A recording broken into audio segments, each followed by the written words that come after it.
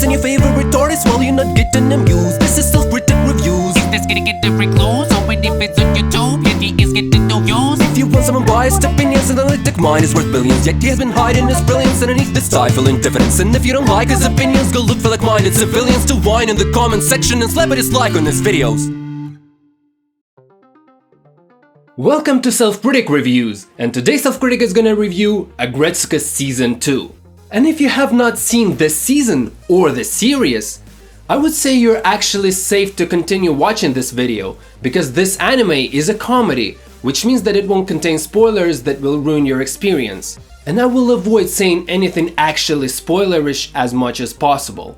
So you'll just have to trust me on this one. I will not even tell you what the series is about, just my thoughts. And before reviewing Season 2, let me tell you what I thought about Season 1. I thought the series was frankly quite average in terms of nearly everything. Humor, art, characters, delivery, dialogue, anything else you can think of, but somehow it's just very easy to watch and somewhat enjoyable. It appealed to me for the same exact reason Detroit Metal City appealed to me, the main character's death metal gimmick.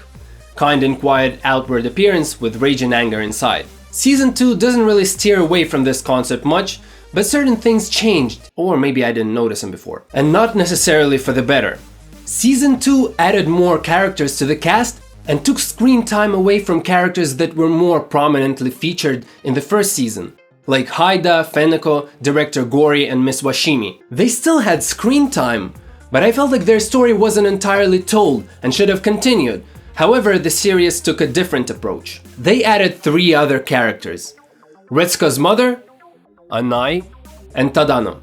Retsuko's mother is actually a solid character who I approved of 100%. She didn't occupy that much time and added a decent dimension to the main story and Retsuko's character, and illustrated a side of parenting almost every average child is very familiar with. The other 2 characters, not so much.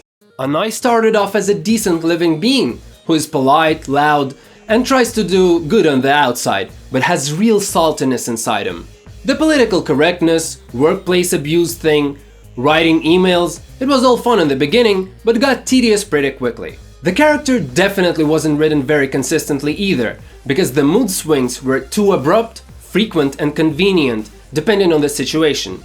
His story arc ended up being very poor overall. Definitely a low point of the season. Tadano isn't that much better either. I'll give him the fact that at least he's somewhat consistent, although it wasn't clear why he even took the driving classes. Of course, he was there because he needed to get himself acquainted with Retsuko for the purpose of the story, but based on what we found out about Tadano afterwards, it didn't really seem to make sense. These characters aside, I was sad that Feneko's laugh was so underused this season.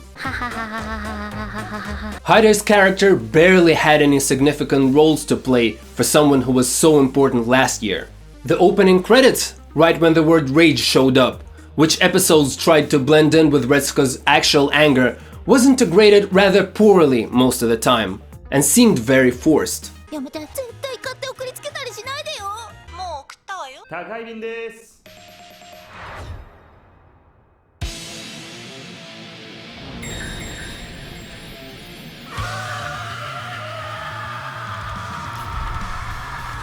I did like certain serious themes the show covered, like marriage and goals in life, but I wasn't always a fan of the execution of the coverage. Overall, the season felt worse than its predecessor, but I'll still watch the next season if the show doesn't get cancelled.